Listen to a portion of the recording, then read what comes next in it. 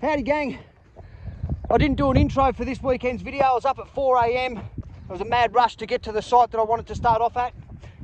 Anyway, the challenge was to bug out real early, do an overnighter, walk out the door with my bow, my rods and a sandwich for breakfast. And I think it went really well. So I kicked off the day at Werribee Gorge and I caught a 32 centimetre redfin. That's another big redfin on the Werribee River. This one's lunch. Then I head on down to the Lee River at my favourite spot near Inverleigh and I pulled in a 70 centimetre eel. And that's where we'll start the video. And that is a decent size Native Australian eel. And I'm going to keep this one. This is me for the night. Got my tent there, car's there. The Murble River is down there. I'm spending the night here. I'm going to blast the Moorabool River this evening and try and catch some redfin or maybe a trout or maybe some blackfish. I don't know. But it doesn't really matter if I don't get anything because I caught some this morning. In here, amongst all this beer, there is a 32 centimetre redfin and a massive eel. So I think I'm going to be having the redfin tonight anyway. That's smoke that eel up later. Anyway, that's the go. I'm going to keep getting ready and then I'm going to get these rods ready and start heading down the river nice and early. I'll stay out there for about 4 hours, I reckon, 5 hours. We'll see how we go. This here behind me is the west branch of the Moorabool River. Look how clear it is. Oh, that is so clear. Upstream from here is Lal Lal Reservoir and the Bungal Dam. So I'm at a place called Hunt's Crossing. It's a campsite. You can camp, you can have fires, you can set up for a bit, whatever. They've just put some tables and chairs in. I'm going to head up the river here as far as I can. I've been quite a way up here.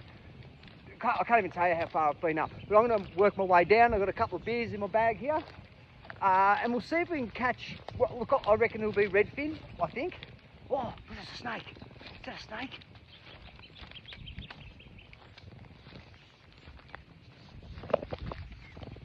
Where the fuck did that go?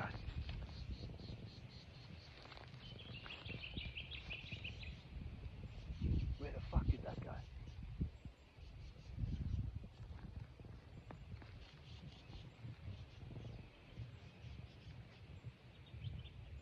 I better be careful, eh?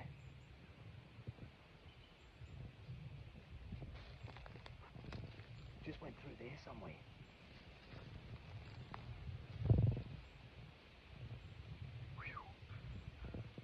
Alright, I better be careful. I've got my snake gaiters on. There. Maybe that was a blue tongue. Looked pretty big. Anyway, I'll just keep my eye out on this path.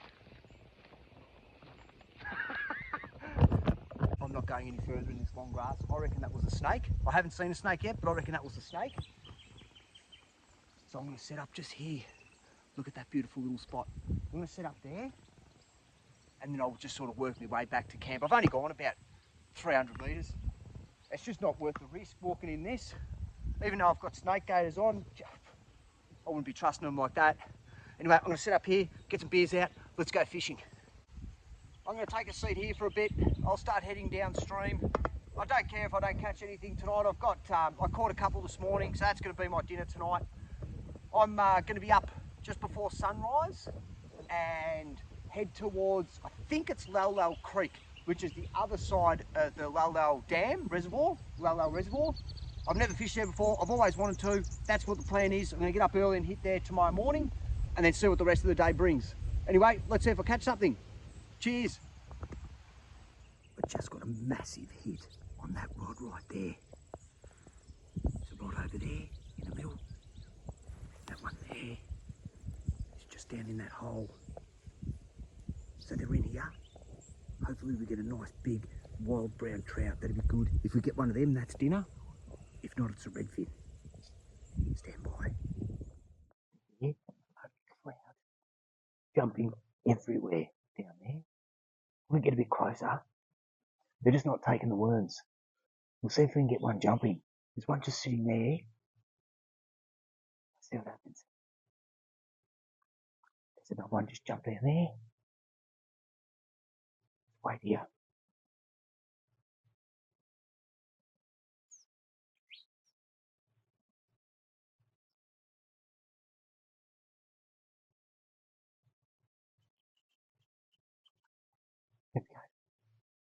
You see that? Get a bit closer. He'll jump again.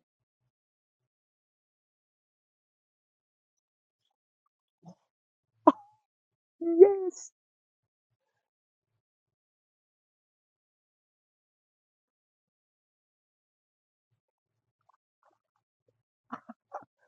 Tried to throw my rod in there. I've got worms on a hook. It's not taking it. It might be landing in the reeds. I just don't know what's happening. I've tried a few times. We'll just sit back and watch it jump. That is so cool. It looks like a brownie. A brown trout. They are so good. Brown trout's my favourite. Way better than a rainbow, hands down. Switched spot. A lot shallower here. You might be able to see the bottom through the camera. Very shallow. Anyway, flip one in just down in there behind those trees. I'll flip the other one up over there by those reeds. I don't know what's going to happen. We'll sit here for like 10 or 15 minutes or something. And then I'm going to head to the next spot, which is just up near that log, just opposite that log. It's a nice little hole there. Okay. Let's see what happens. I've only had one bite. That fish is still jumping up there. Geez, I wish I had my lures on a lure rod. I don't. This is what I've got to work with. Let's see what happens. I've just switched spot. This little pool here. This pool here was the first time I caught a wild brown trout. Right here in this spot. So I'm going to give it another go. I'm going to give it half an hour. Then I'm going to head back to camp to get all the kitchen stuff, all the cooking stuff set up for this redfin tonight. Then I'll head downstream a bit further and have another go before sunset. Now I'm not running any electricity or lights tonight, so I want to get all this done before sunset, which is I think about 8:10. I think, I'm not too sure. Anyway, that's the plan. Guess what's for dinner? We've got a wild brown trout. I've just pulled it out of that hole there. Fantastic. Straight out of the west branch of the Murble River. First thing that I want to do is get all this prepared because it's sitting in the esky and it's going to leak in the esky and stink the esky out. So I want to get the redfin prepared and get the eel cut down and put in these big bags, which I've got there. Look at the size of this redfin. That's a nice size redfin. That's a 70 centimetre eel. Nice. I'll get about 4 meals out of that eel. I've decided to cut this up into 4 pieces. So this is what you end up with. So this is your eel. Basically what you want to do is when you want to prep it to smoke it, you just cut this spine out, and I'll show you how that's all done. I'm just going to cut this guy up and get it back on the ice and then into a freezer ready for maybe next weekend. We'll see what happens. But I'm just going to cut him up into 4 pieces or even 3 pieces. So there's one there, and then we'll cut it off. Oh no, just back by the tail here. Time to get this trout ready. So this is what I do with my old bread bags. I keep the old bread bags and I just put fish in them, and it keeps them all fresh and everything when you take them straight out of the river.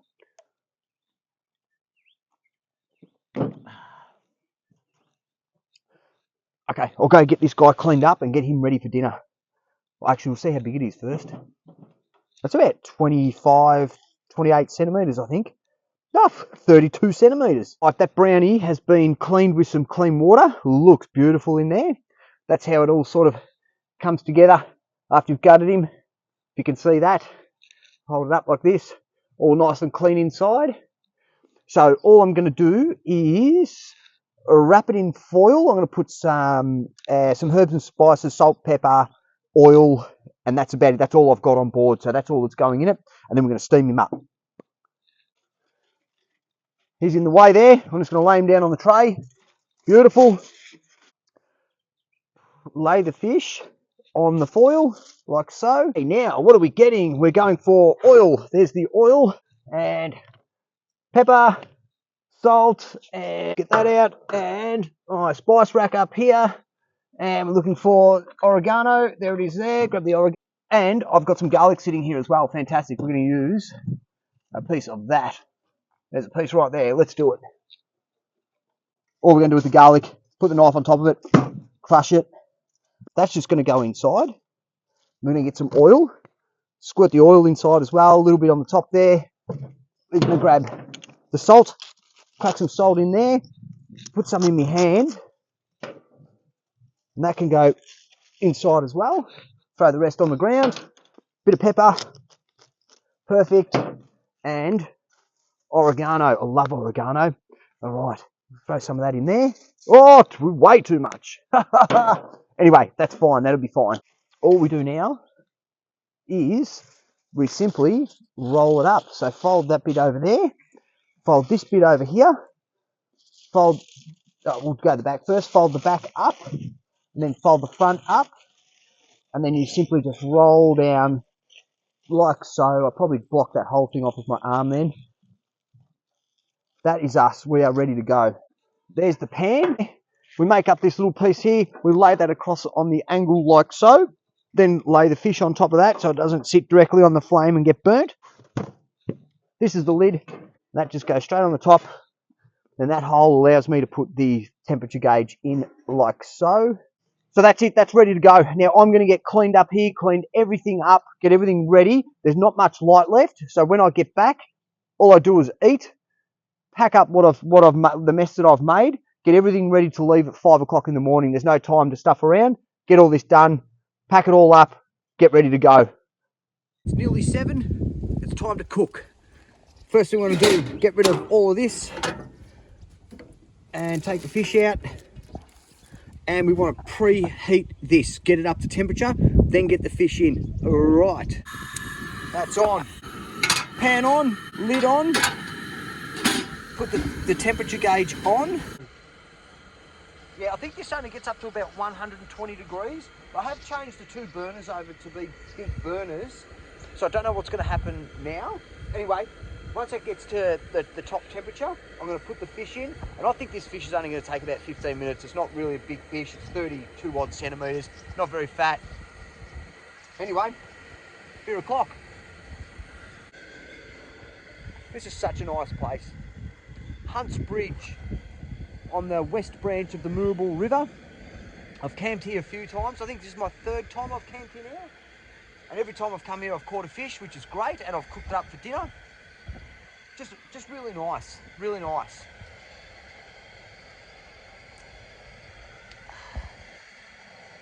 There's a few people rocking up now. This fish is going on. We've got up to about 140 degrees now on this. So what I'll do, I'll lift the lid off, it's going to lose temperature. We'll throw the trout straight in, and we're going to give this about 15 minutes, I think. Fish is in. That's holding steady at 150 degrees. It's probably going to get hotter. I hope it does. Anyway, I'm going to set a timer for 15 minutes. Here we go. Where's my timer? Here's my timer here. I'm going to try and get that out without cutting my finger off on that thing.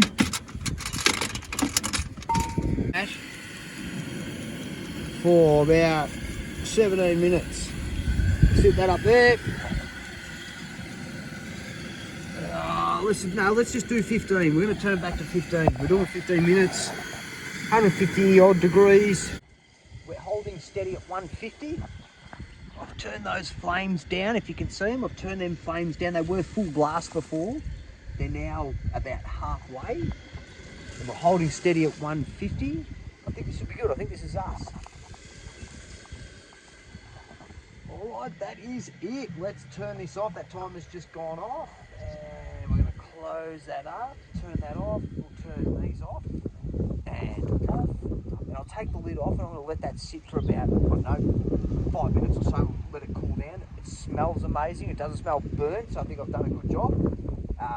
Let's get this all plated up and ready to eat. Have a look at that. So a telltale sign that your fish is ready is that the eye has gone white. Here we go. Let's see what it looks like. Oh. Have a look at that. 15 minutes, that is perfection, and it tastes amazing. Well, that's it. Dinner's done. That trout was absolutely beautiful. I've probably got about 45 minutes worth of daylight left. As I said, I've got no electricity, no lights. I'm just going to kick back and have a couple of Vic cans and just enjoy the nature and being, I don't know, disconnected. This is great. Anyway, we'll see you tomorrow morning. I hate it. It's 5:30 AM. Lal Lal Creek is just there. Lal Lal Reservoir is just over there. Now I'm about to take the car off-road. I'm going to park it here on this grass. But before I do that, I'm going to make sure the surface isn't wet. I doubt it, but I'm going to double check, because the last thing you want to do is get yourself bogged when you're out here. Yeah, this is all pretty good.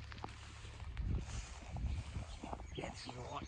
Okay, I'm going to pull the car up on here. Wait for the sun to come up a little bit. It's still a bit dark. We're going to duck in there under that tree and see what I can catch this morning. I've waited 2 seasons to do this trip. Excellent. At Lal Lal Creek, there's a little hole here. I've got the 2 rods in. This creek flows downstream that way, not too far. It's only a few hundred metres, and that's the Lal Lal Falls. So I want to see if there's anything in this system, this side of the waterfall. I might get down there later on and show you. We'll see. Anyway, the rods are in. I'm going to sit back here for, I don't know, half an hour maybe, and then we're going to move on. So I've got nothing down at Lal Lal Creek, that spot where I wanted to stop at. So I'm at the Murble Falls car park, and there's a trail here. And this trail takes you down to another section of the creek, and it takes you to the top of the waterfall, which is, I'll show you, we're going to go down there anyway. And this is Lal Lal Creek here, and that is Lal Lal Falls right there, straight off the edge. You can actually get right to that edge. I'm not going to, because that's not safe. I'm going to go right up there later on, and we'll film back so you can see how good this place looks. Anyway, there's a couple of pools down there. I'm going to get a rod in that pool down there, and we'll see. I might go down there as well, where it's accessible, and let's see if we can't catch a blackfish or a trout or something. I haven't fished here before, ever. Don't know if there's anything here, don't know if it's going to work. There's a rod there. Got a rod here. Jeez, it's accessible all the way up there. So anyway, we're going to try these 2 spots here first. Then I'll jump on the other side of that bit of rock wall there. And then that's it for this area. We're going to move on.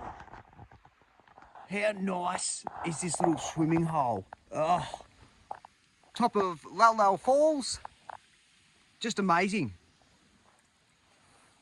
Anyway, I've got a rod in over there. I'm going to go pull it out, and we're moving on to the next spot. Let's get a little bit closer to the edge of this waterfall. Not too close, the rocks will be slippery. I'll end up going arse over head down into Lal Lal Creek. It won't be good for anybody. Such a beautiful spot. I'll put my rods and shit down here. All these rocks will be wet. Be careful.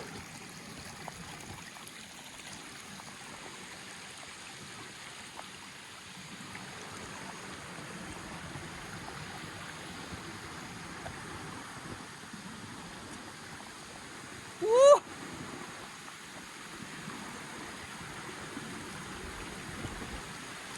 Look down there.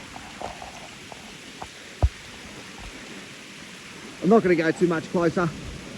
That'll do. Anyway, up there's like a lookout. We'll go and have a look at it from the other way around now. And if you just go around that corner there on the creek, that takes you to the Lal Lal Reservoir. And we can see it from up there. We'll go and have a look.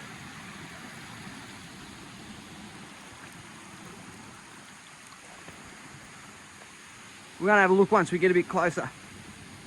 This is a lot safer here. These rocks are all dry. Wow. Yoo-hoo! Look at that.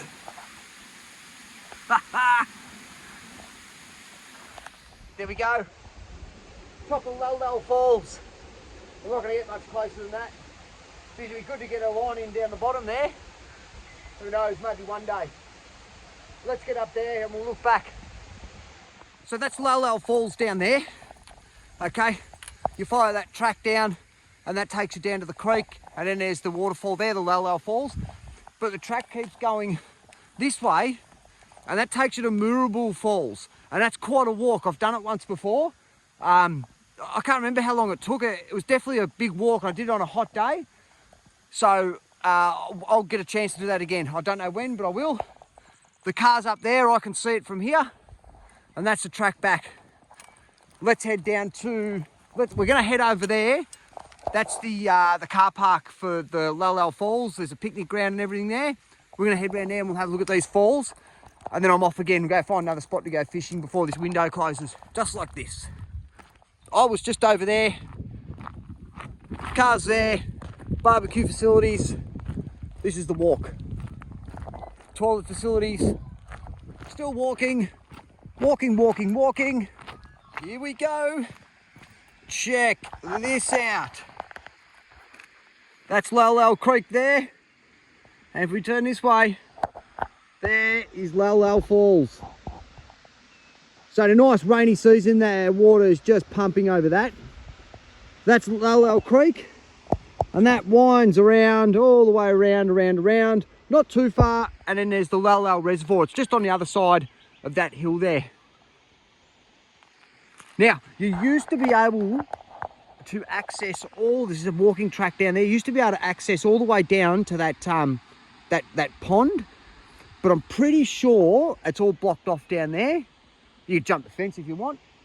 But what happened was, I believe, a school excursion or something. They were walking down this track, and a rock fell down and killed one or two of them or something. I think that's what happened. You have to look into that for yourself, but that's why it was all blocked off. And it doesn't look very safe down there anyway. You slip and go straight down into the creek there. It's the last thing you want, isn't it? There it is, Lal Lal Falls. So that's it for Lal Lal Falls. I'm getting out of here. There is other things you can do in this spot. There's other walks you can do. I've done them before. There's a walk that takes you up and over that ridge. All the way around there's a pine plantation. There's a marked board up here. We'll look at that in a second. But that's a great little walk. I've done that before. You go in that plantation, there's kangaroos everywhere. You've got a beautiful view of the reservoir. Come down and check it out. Here we go. Follow this board and that will take you on that walk up around that ridge there into that plantation. Good walk, go and do it. There's another walk out here that I'll do. I'm gonna come back when it's hot. So I'm gonna come back when it's hot and I'll bring my rods and I'll try those creeks and streams again. But I'll go and do the blast furnace walk and show you that. That's pretty cool. Nice little barbecue area there. And a nice walk down to these old blast furnaces. We'll show you that next time. Let's wait until the weather gets hot. No luck at Lal Lal. I'm making my way slowly back to Melbourne. I'm at Pykes Creek. It's like a mirror. Look at that water. I'm going to take a seat down there like I normally do and hopefully bring in 4 or 5 redfin. Maybe I'll catch no redfin. That's the plan. And we'll kick back here for a little bit. Maybe an hour, maybe half an hour. Then I'm going to go and ping some rabbits. And you won't see any video of that.